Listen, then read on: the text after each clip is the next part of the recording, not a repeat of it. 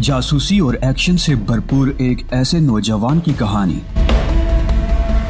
पाकिस्तानी खुफिया एजेंसियां भी जिसका सहारा लेने पे मजबूर हुईं, जिसने पाकिस्तान के खिलाफ की गई आलमी साजिशों को जड़ से उखाड़ फेंका। आगे बढ़ने से कबल चैनल को सब्सक्राइब कर लीजिए ताकि हर आने वाली किस्त आप तक पहुंच पाए। आइए आज की किस्त का आगाज करें। मैं आपसे कोई रायत नहीं चाहता डैडी, और इसमें कोई शक नहीं है कि आपकी तहकीक भी बिल्कुल दुरुस्त है। मेरे अंदर ये तमाम बुराइयां मौजूद हैं। आपका हुक्म सर आंखों पर, आपकी हिदायत पर घर छोड़ रहा हूँ और मुझे इस बात का बहुत अफसोस है। जुर्म करने के बाद एहसास जुर्म होना बेवकूफ़ है। यह एहसास जुर्म करने से पहले होना चाहिए। अहले खानदान को कुछ बताने की जरूरत नहीं, मैं समझा लूंगा, लेकिन अब मैं तुम्हारी यहाँ मौजूदगी बर्दाश्त नहीं कर सकता। मैं जानता हूँ कि जो कुछ हुआ है उसके सिले में तमाम उम्र की नेक नामी खाक में मिल गई। मुझे यकीनी तौर पर मुअत्तल कर दिया जाएगा और मुझसे मेरे तमाम एजाज़ात छीन लिए जाएंगे। इन छिने हुए एजाज़ात के बाद जब मैं सिर्फ एक जमींदार रह जाऊंगा और तुम पर मेरी निगाह पड़ेगी और मेरी तिलमिलाहट उरूज पर पहुंच जाएगी, क्योंकि इन तमाम मुसीबतों का बायस मेरे लिए तुम बने हो। चुनांचे मैं तुम्हें अपनी निगाहों से दोबारा नहीं देखना चाहता। ऐसा ही होगा डैडी, आप इत्मीनान रखिए। आज के बाद आप मुझे कभी नहीं देखेंगे। मैंने स्पाट लहजे में कहा। तैमूर जमाल शाह खुद भी बहुत सख्त इंसान थे और अपने फैसलों में लम्हाती फैसले नहीं शामिल करते थे। उनका ये अटल फैसला उनके चेहरे पर तहरीर था। चुनांचे चंद रस्मी अल्फाज के बाद मैं वहां से निकल आया। एक सच था, एक हकीकत थी जिसे मैंने कबूल कर लिया था, और अब इसके बाद इस घर के मालिक की हिदायत पर अमल करना मेरे लिए इंतहाई जरूरी था। अहले खानदान से मुलाकात करके अपने बारे में तफसील बताना रायत हासिल करने के मुतरादिफ था, और मैं कोई रायत नहीं चाहता था। ये बात नहीं हुई थी डैडी से कि मैं अपना सामान ले जा सकता हूँ या नहीं, लेकिन इन फजूल बातों में पड़ना मुनासिब नहीं था। जाहिर है मुझे अपने आप को संभालने के लिए अब इस घर की इमदाद जरूर दरकार थी। चुनांचे मैंने अपने चंद लिबास सूटकेस में रखे, वो तमाम कीमती चीजें ले ली जो मेरे लिए मुआवन हो सकती थी, और उसके बाद इंतहाई खामोशी से कोठी से बाहर निकल आया। थोड़ी देर के बाद एक टैक्सी में बैठकर मैं चल पड़ा था। ये फैसला भी फौरी तौर पर किया गया था कि आर्जी कयाम के लिए कोई होटल मुनासिब है। हालांकि मेरे दोस्तों के पास मेरे लिए काफी जगह थी। इसके अलावा शहर के ऐसे हिस्से में एक छोटी सी इमारत भी मेरे कब्जे में थी जो दरमियाने दर्जे के लोगों का इलाका था, और इस इमारत में कभी कभी हम रंग रलियां भी मनाने के लिए चले जाया करते थे। यह इमारत दरअसल एक दोस्त के रिश्तेदार की थी जो मुल्क से बाहर रहता था और उसकी तहवील में रहती थी, लेकिन इसका इस्तेमाल हम लोग निहायत एहतियात से करते थे, क्योंकि दरमियाने दर्जे के इलाके में एक दूसरे के बारे में जानने का तजस्सुस जरूर होता है और हम लोगों की निगाहों से बचने के ख्वाहिशमंद थे। मैंने अपने लिए जो होटल मुंतखब किया वो दरमियाने दर्जे का था, और इसका इंतखाब मैंने जानबूझ कर किया था, क्योंकि अब उस वक्त तक जब तक आमदनी के माकूल ज़राए ना पैदा हो जाएं, मुझे माली तौर पर भी मुस्तहकम रहना था। मैंने घर से निकलने के बाद गमज़दा अंदाज में नहीं सोचा था। दुनिया की बेसबाती मेरे जहन में नहीं आई थी। मैं अपने आप को मफलूज और नाकारा नहीं समझ रहा था, ना ही मजलूमियत का कोई तस्वुर मेरे दिल में था। जो कुछ मैंने किया था बहरतौर कम अज कम इस बात से इत्तफाक जरूर रखता था कि वो मेरे बाप के लिए इंतहाई नुकसानदेह साबित हुआ है। हालांकि उस वक्त मेरे जहन में ऐसा कोई तस्वुर मौजूद नहीं था, वरना मैं इस हद तक कभी ना जाता। लेकिन अब जो कुछ हो चुका था उसके बारे में दुख का शिकार हो जाना अपनी सलाहियतें खो देने के मुतरादिफ था। मुझे निहायत सोच समझ कर अगले इकदामात पर अमल करना था। होटल के उस कमरे में बैठकर मैंने सूरत हाल का जायजा लिया और चंद फैसले किए। मैं जानता था कि दोस्तों की तारीख आज भी उतनी ही दिलचस्प है जितनी ज़माना कदीम से चली आती है। यानी इन जुमलों से मुझे इनकार नहीं था कि दुनिया चढ़ते सूरज की पुजारी है। मेरे दोस्तों को जब ये मालूम होगा कि अब मेरी हैसियत इस कदर मुस्तहकम नहीं रही है, मुझे कानून का सहारा हासिल नहीं है, मैं दौलत के बल पर नहीं खेल सकता, तो यकीनी तौर पर वो मुझसे किनारा कश होना शुरू कर देंगे कि यही ज़माना कदीम से आज तक की रिवायात हैं। चुनांचे क्या जरूरी है कि इस रिवायत को खुद पर भी आजमाया जाए। जब एक बात तस्लीम कर ली गई है तो इसमें तरमीम बेमानी है, और इसका बेहतरीन हल यही है कि दोस्तों को असल सूरत हाल से आगाह ही ना किया जाए कि उनको आजमाने की जरूरत पेश आ जाए।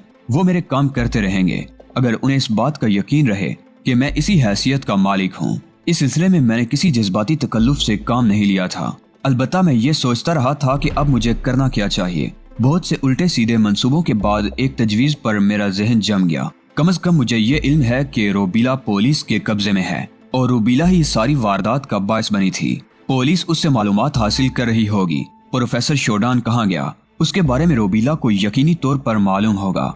अगर ये मालूमात मुझे भी हासिल हो जाएं, तो कम से कम डैडी की पोजीशन साफ करने की कोशिश करूं और प्रोफेसर शोडान से वो कागजात हासिल करने के लिए अपनी तमाम तर सलाहियतें वक्फ कर दूं। और इस कार्रवाई के लिए रोबीला का हुसूल जरूरी था।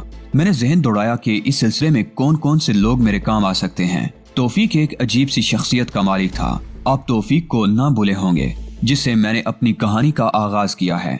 घुमड़ी सी नाक वाला ये पस्ता कामत नौजवान बज़ाहिर बोला बाला और ऐसी शख्सियत का मालिक था जिस पर आमतौर से लोग यकीन कर लिया करते थे, लेकिन अंदर से ये शख्स शातिर और दूसरों को बेवकूफ बनाने में माहिर था। दूसरा काम का आदमी एजाज था, जो इंतहाई दलेर और थोड़ा सा अकल से पैदल था। अकल से पैदल मैं इसलिए कह रहा हूँ कि उसे किसी भी मसले में मसरूफ कर दिया जाए तो वो अकल से नहीं बल्कि हाथ पांव से काम लेने का आदी था। ताकतवर जिसामत का मालिक और अच्छी कारकर्दगी रखता था। चुनाचे तय ये किया कि ज्यादा नहीं, सिर्फ इन्हीं दो आदमियों को इस्तेमाल करूं और अपने मकसद की तकमील के लिए मसरूफ हो जाऊं। बाकी लोगों को मैं इस सिलसिले से दूर रखना चाहता था। बहुत ज्यादा जमघट भी मुनासिब नहीं होता। बहुत देर तक मैं अपने इस मंसूबे पर गौर करता रहा और इसके बाद मैंने सबसे पहले तौफीक ही को टेलीफोन किया था। तौफीक उस टेलीफोन नंबर पर मिल गया जिस पर वो अक्सर मिल जाता था और मेरी आवाज सुनकर बड़ी मुसरत से बोला, कहाँ हो यार, कितने दिन हो गए मुलाकात किए हुए। तुम्हारी शख्सियत में ये बड़ी अजीब बात है कि मिलते हो तो रोजाना आ मिलते हो और गायब होते हो तो बिल्कुल ही गायब हो जाते हो। अब हमारी तो इतनी जुर्रत नहीं होती भाई कि हम तुम्हारी कोठी में आ घुसें।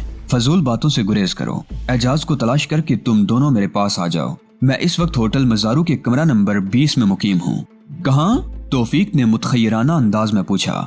खोपड़ी में एक बार बात नहीं समाती। होटल मज़ारू क्वींस रोड कमरा नंबर 20। हाँ, मुझे इसके बारे में मालूम है, मगर तुम वहाँ क्या कर रहे हो? टेलीफोन पर ही सब कुछ मालूम कर लोगे। आ रहा हूँ। एजाज भी थोड़ी देर के बाद मेरे पास आने वाला है। हम दोनों 1 घंटे के अंदर अंदर तुम्हारे पास पहुँच रहे हैं, तौफीक ने कहा और मैंने टेलीफोन का रिसीवर क्रीडल पर पटक दिया। उसके बाद मैं उस वक्त तक अपने इस मंसूबे पर गौर करता रहा जब तक कि तौफीक और एजाज ना आ गए। दोनों जंगली बैल की तरह कमरे में घुस आए थे। इजाजत लेना भी जरूरी नहीं समझा था। मैंने मुस्कुराते हुए उन्हें देखा तो वो दोनों भी मुस्कुरा दिए। तो यहाँ ऐश हो रहे हैं आजकल? एजाज ने चारों तरफ गर्दन घुमाते हुए कहा। अभी थोड़ी देर कबल इस होटल में मुंतकिल हुआ हूँ। फजूल बातों से गुरेज करो और बैठ जाओ। दोनों मेरे सामने बैठ गए तो मैंने उन्हें देखते हुए कहा, एक मसला तैयार है, लेकिन इस बार तुम्हें जो कुछ करना है वो इंतहाई खतरनाक है। सोच लो, कर सकते हो तो हाँ करो, वरना इनकार कर दो, मुझे कोई तकलीफ ना होगी। ये आज अपने हीरो को क्या हो गया? तौफीक ने मुतखय्यराना अंदाज में एजाज को देखते हुए कहा। पता नहीं, एजाज ने गर्दन हिलाते हुए कहा। कुछ नहीं हो गया। काम की खतरनाक नौयत के पेश नजर ये बात मेरे जहन में आई थी कि कहीं तुम फरार ना हो जाओ। यार वाकई कुछ हो गया है। क्या कभी हम फरार हुए हैं? तौफीक ने फिर एजाज की तरफ देखा। कभी नहीं हुए। एजाज ने अहमकाना अंदाज में गर्दन हिलाई और मुझे हंसी आ गई। अबे ओ मुसखरो, इस बार तुम्हारा मुकाबला बराह रास्त पोली से है, पोली से। अहम। तौफीक ने लंबी लंबी डिकारें लेते हुए कहा और एजाज तौफीक की सूरत देखने लगा। पोली से मुकाबला है? तौफीक ने कहा। हाँ, 100%। करेंगे, बिल्कुल करेंगे। जाहिर है अपना चीफ जो कुछ कह रहा है सोच समझ कर ही कह रहा है, तो फिर तुम मेरी मंसूबाबंदी सुन लो, मैंने कहा और उसके बाद आहिस्ता आहिस्ता उन लोगों को अपने मंसूबे की तफसीलात बताने लगा। इस सिलसिले में तकरीबन 1 घंटे तक जोरदार बहस जारी रही और मैंने उन लोगों को इस 1 घंटे में 3 बार कॉफी पिलाई थी। कॉफी पी पी कर उन लोगों का खून रगों में तेजी से गर्दिश करने लगा और बिल आखिर ये मंसूबा ज़हनी तौर पर पाया तकमील को पहुंच गया। तौफीक ने अपनी जिम्मेदारियां संभाल ली और एजाज ने अपनी, और उसके बाद इस तमाम मंसूबे की कार्रवाई मुकम्मल हो गई। लेकिन बास ये सब कुछ कब करना है? तौफीक ने सवाल किया। तुम दोनों को अलर्ट रहना होगा। मैं किसी भी लम्हे मुख्तसर वक्त के नोटिस पर तुम्हें इस काम की हिदायत दे सकता हूँ और मैं खुद भी तुम्हारे साथ होऊंगा। जो कुछ तुम्हें करना है उसके बारे में तुमने अच्छी तरह समझ लिया है ना? बिल्कुल। और जो अशिया मुहैया करनी है उनकी जिम्मेदारी भी कबूल करते हो? बास इस सिलसिले में जिन लोगों को मुतय्यन कर दिया गया है, मेरा ख्याल है वो अशिया हमें आसानी से फराहम हो सकेंगी। बस रकम का मामला है, इस सिलसिले में मैं बात कर लूंगा, तुम बिल्कुल फिक्र मत करो। ठीक है बास, आपका डिपार्टमेंट अपने काम के लिए तैयार है? तौफीक ने जवाब दिया। हाँ माय डियर, हम इस मकसद की तकमील के लिए बिल्कुल तैयार हैं। और फिर सैया कोतवाल है, डर काहे का? एजाज ने कहा और मेरे होंठों पर मध्यम सी मुस्कुराहट फैल गई। अब इन बेवकूफों को कैसे बताता कि अब सैया कोतवाल नहीं रहे हैं। बहरहाल उन्हें इसी गलत फहमी का शिकार रहना चाहिए था। क्योंकि इससे उनकी कारकर्दगी निखरती। बाद के मामलात मैंने बड़ी खुश उसलूबी से तय किए थे। डैडी ने कम से कम एक करम जरूर किया था मेरे ऊपर, इस बात की तशहीर न होने दी थी कि अब मेरा उनसे कोई ताल्लुक नहीं है। वैसे जो लोग उनसे मुतालिक थे और जिनकी मुझे जरूरत थी, उन तक रसाई मेरे लिए मुश्किल ना रही। अब ये मेरी जहानत थी कि मैं काम की बात उनसे कैसे मालूम करता।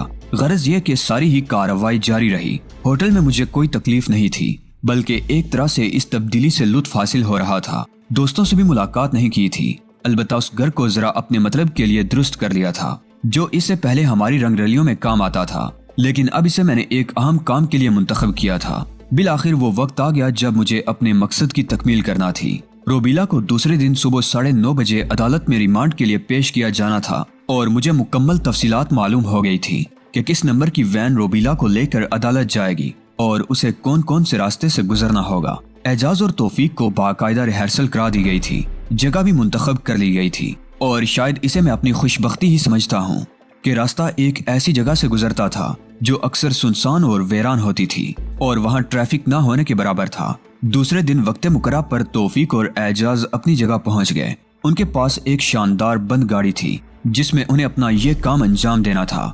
मैं खुद भी उस महफूज जगह मौजूद रहा जहां मुझे ये कार्रवाई सरअंजाम देना थी। 9:35 पर हमें वो वैन नजर आई जो बंद थी और जिसमें रोबीला को अदालत ले जाया जा रहा था। चुनांचे वैन जैसे ही हमारी मुतय्यन करदा जगह पहुंची, हाथ में दबी 7 mm की राइफल से गोली निकली और वैन का टायर बरस्ट हो गया। ड्राइवर ने फुल ब्रेक लगाए और वैन सड़क पर तिरछी हो गई। उसके साथ ही अकबी दरवाजा खोलकर 3 कांस्टेबल नीचे उतराए। खुद ड्राइवर भी नीचे उतराया था क्योंकि फायरिंग की आवाज किसी ने नहीं सुनी थी और इसकी बुनियादी वजह यह थी कि इस शानदार राइफल पर साइलेंसर लगा हुआ था। जो ही वो नीचे उतरे, तौफीक और एजाज ने छोटे छोटे ख्वाब और गैस के बम उनके इर्द गिर्द फेंके और पुलिस के अफराद चौकन्ने होकर इधर उधर देखने लगे, लेकिन सफेद धुएं के गुबार ने उन्हें अपनी लपेट में ले लिया था और ये ख्वाब और गैस हमने बमुश्किल तमाम बड़ी कीमत देकर हासिल की थी। एक लम्हे तक हम इंतजार करते रहे, फिर हम तीनों ही वैन की जानिब दौड़ पड़े थे।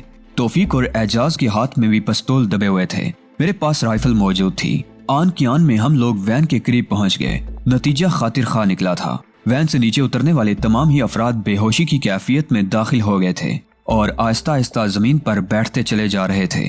खुले हुए दरवाजे से हम रोबीला को साफ देख सकते थे, जो खुद भी गर्दन घुटनों में दिए औंधे पड़ी हुई थी। उसके हाथों में हथकड़ियां थी। एक लम्हे में मैंने वैन में दाखिल होकर उसे निकाल लिया। मेरे चेहरे पर भी गैस मास्क चढ़ी हुई थी। तौफीक और एजाज ने तो पहले ही इसका बंदोबस्त कर लिया था। गैस के असरात अब भी फजा में फैले हुए थे, लेकिन वो हम पर असरअंदाज नहीं हुए थे।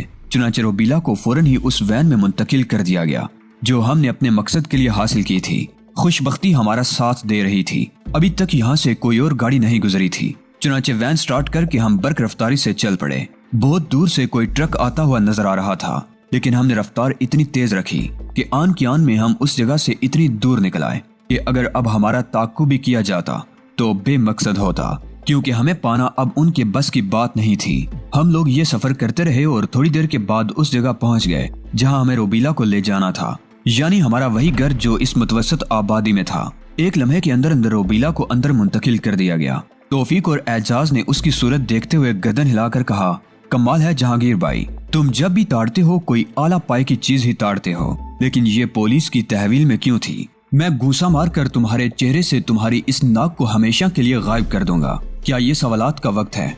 वैन यहाँ से ले जाओ और निहायत एहतियात से इसकी जगह पहुँचा दो और इसके बाद तुम दोनों इस जगह के आस पास रहो जहाँ ये वाकया पेश आया है और सूरत हाल मालूम करो। खबरदार बराह रास्त यहाँ तक आने की कोशिश ना करना, बल्कि आते हुए कम से कम 4-5 रास्ते इख्तियार करना ताकि तुम्हारा ताकुब ना किया जाए। ठीक है भाई, ठीक है, ऐश तो तुम्हारी तकदीर में है, ऐश करो, तौफीक ने कहा और उसके बाद वो एजाज के साथ बाहर निकल गया। उनके जाने के बाद मैंने दरवाजा बंद कर लिया था और फिर चारों तरफ का एहतियात से जायजा लेकर मैं उस कमरे में पहुंच गया जहां रोबीला को एक मुसहरी पर डाल दिया गया था। हुस्न जमाल की देवी मेरी निगाहों के सामने थी, लेकिन उस वक्त मेरे जहन में इंतकाम के शोले सुलग रहे थे। इसकी वजह से मैं घर से बेघर हुआ और इसकी वजह से मेरे बाप की जिंदगी में एक ऐसा बदनुमा दाग लग गया जो भर तोड़ नहीं लगना चाहिए था।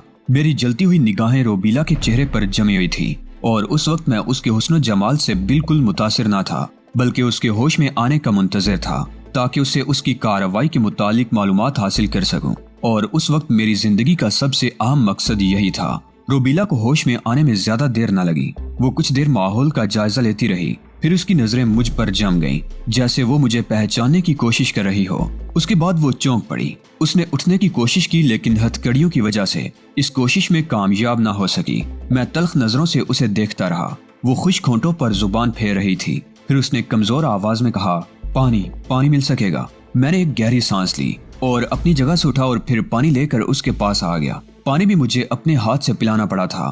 کیا محکمہ پولیس نے مجھے تمہاری تحویل میں دے دیا ہے؟ اس نے پانی پینے کے بعد کہا۔ محکمہ پولیس تم سے وہ سب نہ معلوم کر سکتا تھا جانے من جو مجھے معلوم کرنا ہے، میں نے زہریلے انداز میں کہا، اور وہ مجھے خاموش نظروں سے دیکھنے لگی۔ چند لمحے خاموش رہ کر اس نے کہا، کیا معلوم کرنا چاہتے ہو مجھ سے؟ اس وقت کی کہانی جب تم ایک آرزو کی تکمیل کے لیے میرے کمرے میں گئی تھی۔ وہ آرزو میری نہ تھی، شوڈان کی تھی، جس کی تکمیل تم نے کی۔ ہاں یہ سچ ہے، میں نے تمہارے ساتھ وقت گزارا، پھر اس خواب اور گیس سے تمہیں بے ہوش کیا جو میرے پاس محفوظ تھی۔ اس کے بعد میں نے اپنے پاس موجود نقشے کی مدد سے تمہارے والد کی تجوری تلاش کی، پھر فائر آلے سے وہ تجوری کھولی اور وہ کاغذات نکال لیے جن کی شناخت مجھے بتائی گئی تھی، اور اس کے بعد میں وہاں سے نکل آئی۔ میں ایک لمحے کے لیے حیران رہ گیا تھا لیکن پھر فوراً سنبھل گیا اور پھر میرے حلق سے کہا نکل گیا، اور اب تم سارا الزام شوڈان پر ڈال کر خود کو ان واقعات سے بری الذمہ قرار دو گی۔ روبیلا مائی ڈیئر، تم بہت حسین ہو لیکن اس وقت تمہاری یہ دلکشی تمہارے کام نہ آئے گی۔ میرا لہجہ حد درجہ شفاق تھا لیکن اس کی آنکھوں میں آنسو تیرنے لگے۔ روبیلا کے آنسو رخساروں پر ڈھلکنے لگے۔ پھر اس نے رندے ہوئے لہجے میں کہا، تمہیں اختیار حاصل ہے جہانگیر، میرے ساتھ جو سلوک چاہو کرو، مگر میں جو کچھ کہنا چاہتی ہوں اسے سن تو لو۔ سناؤ، میں نے تلخ لہجے میں کہا۔ شوڈان ایک خطرناک مجرم ہے اور میں اس کے چنگل میں بری طرح پھنسی ہوئی تھی۔ میں تمہیں اپنی کہانی نہیں سناؤں گی کیونکہ اس سے کوئی فائدہ حاصل نہ ہوگا۔ ہاں تمہیں اتنا بتا سکتی ہوں کہ وہ یہاں سے سیدھا وینس گیا ہے۔ ہم لوگ آئے بھی وینس سے تھے۔ شوڈان وہاں ان کاغذات کا سودا کرے گا جو وہ یہاں سے لے گیا ہے۔ اس کے پاس 3 گاہک موجود ہیں جن کے درمیان سودے بازی ہوگی، اور میں یہ بھی جانتی ہوں کہ ابھی تمہارے پاس وقت ہے۔ تم اگر چاہو تو شوڈان کا مقابلہ کر سکتے ہو۔ میرے حلق سے پھر ایک کہا آزاد ہو گیا اور میں نے اسے گورتے ہوئے کہنا شروع کیا، شاطر لڑکی، تیرے خیال میں کیا میں بالکل ہی بے وقوف ہوں اور کیا میں تیری ان باتوں میں آ جاؤں گا؟ روبیلا مجھے بدستور ڈبڈباتی ہوئی نگاہوں سے دیکھتی رہی۔ پھر اس نے کہا، تو پھر بتاؤ میں تمہاری تسلی کے لیے اور کیا کر سکتی ہوں؟ مجھ پر تشدد کرنے کے خواہش مند ہو تو مجھے اس پر اعتراض نہیں ہوگا۔ اگر مجھے قتل کر دینا چاہو تو تمہیں اس کا اختیار حاصل ہے۔ میں نے جو کچھ کیا ہے وہ میں جانتی ہوں۔ پولیس کے سامنے بھی میں نے صحیح بیان دے دیا تھا۔ میں تو خود مصیبت میں گرفتار کر دی گئی ہوں اور اب میں اس قدر تھک چکی ہوں کہ مجھ میں مزید مصیبتیں برداشت کرنے کی ہمت نہیں ہے۔ شوڈان مجھے بلیک میل کرتا رہا ہے۔ اس نے میری 2 بہنوں اور 1 بھائی کو اپنی قید میں رکھا ہوا ہے اور مجھے اس کے لیے کام کرنے پر مجبور ہونا پڑا ہے۔ بہن بھائی پیرس میں ہیں اور میں انہیں تلاش کرنے کی ہر کوشش میں ناکام ہو چکی ہوں۔ مجھے بتاؤ میں کیا کر سکتی ہوں؟ اس کے اشاروں پر ناچنا ہی میری زندگی ہے اور اس امید پر اس کے ساتھ وقت گزار رہی تھی کہ شاید کبھی میرے بہن بھائیوں کو آزادی مل جائے گی۔ میں سنجیدہ نگاہوں سے اسے دیکھتا رہا۔ واقعی جو کہانی اس نے بیان کی تھی اس کے بعد میرے لیے کیا گنجائش رہ جاتی تھی؟ میں کر بھی کیا سکتا تھا؟ مار پیٹ کر اسے کچھ قبول کروانا ایک بے مقصد فعل تھا۔ میں نے اسے آہستہ سے کہا، دیکھو روبیلا، پہلے میں تمہیں اپنے بارے میں بتا دوں۔ صورتحال یہ ہو گئی ہے کہ میری ایک ذرا سی لغزش نے مجھے دربدر کر دیا ہے۔ تمہیں اپنے گھر لے جا کر میں نے جو حماقت کی ہے اس کی سزا مجھے اس شکل میں ملی ہے کہ اب میرا گھر بھی مجھ سے چھن گیا ہے۔ میرے ساتھ جن صاحب نے تم سے معلومات حاصل کی تھی اور تم نے نہایت صاف گوئی اور ڈٹائی سے انہیں بتا دیا تھا کہ تم میرے ساتھ میرے گھر گئی تھی، وہ میرے باپ تھے، محکمہ پولیس کے ایک افسر اعلیٰ۔ تمہیں یقیناً ساری باتیں معلوم ہوں گی۔ شوڈان اور تم بلا وجہ ہی مجھ سے نہیں ملے تھے۔ ہاں یہ حقیقت ہے کہ شوڈان نے معلومات حاصل کرنے کے بعد تمہارے ہی ذریعے یہ کام کرنے کا فیصلہ کیا تھا اور اس کی تمام پلاننگ مجھے دے دی تھی، لیکن اس کے بعد تم گرفتار ہو گئی تھی اور شوڈان فرار ہو گیا۔ یہ کیسے ممکن ہوا؟ شوڈان عین وقت پر پولیس کی گرفت سے نکل بھاگا اور مجھے اپنے ساتھ نہ لے جا سکا۔ تو تمہارا کیا خیال ہے؟ کیا وہ واپس وینس پہنچ گیا ہوگا؟ ہاں وہ مکمل تیاریاں کر چکا تھا اور اسے ہر قیمت پر وینس جانا تھا۔ اس نے مجھے تمہاری پولیس کے قبضے میں چھوڑنے کا رسک لے لیا ہے۔ ویسے بھی وینس پہنچنے کے بعد وہ کافی محفوظ ہے، اپنا کام کرے گا اور اس کے بعد دنیا کے کسی بھی خطے میں نکل جائے گا۔ گویا تمہیں اس سے، میرا مطلب ہے اسے تم سے کوئی خاص دلچسپی نہیں ہے۔ اسے شاید دنیا بھر میں دولت کے علاوہ اور کسی شے سے دلچسپی نہیں ہے۔